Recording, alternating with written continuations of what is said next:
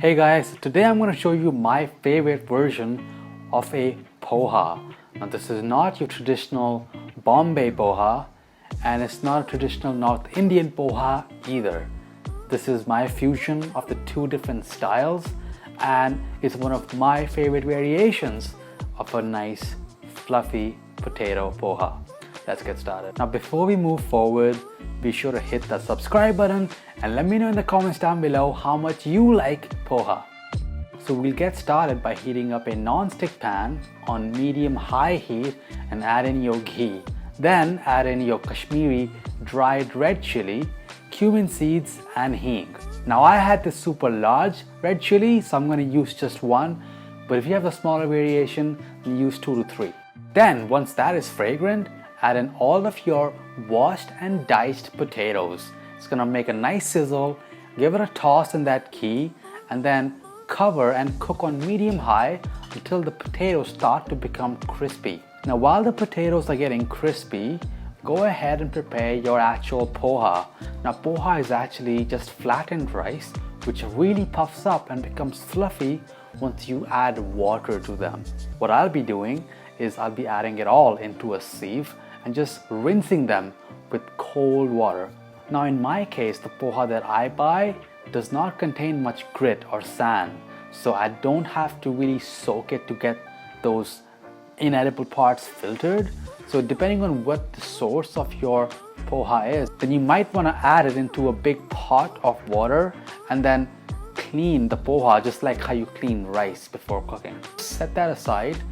Don't immerse them in water once you're done washing so that they can puff up with the water that's already been on them. After about 3 to 5 minutes, open the lid and check the potatoes.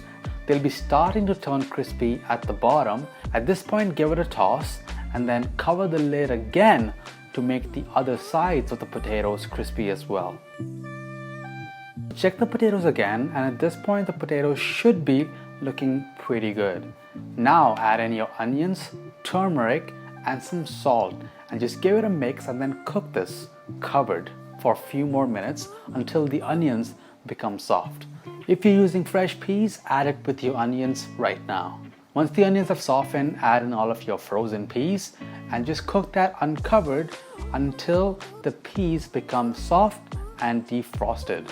Once the peas have defrosted, season it to taste with salt and pepper and then add in all of your fluffy poha.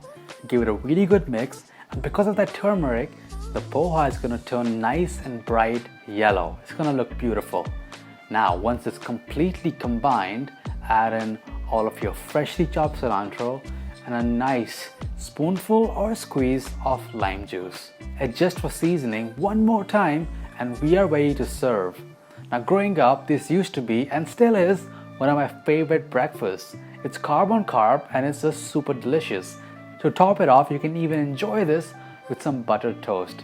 It's just so good. I've had so many variations of poha growing up from the different regions where I did grow up. So this is basically a love letter, I guess, to all the different variations and all the different pieces that I like from all those different recipes. I really hope you can find your love for poha with this recipe, so go ahead and try it and let me know how it turns out. And for more videos just like this one, be sure to hit subscribe, hit the bell icon, and I'll see you on the next one. Bye guys.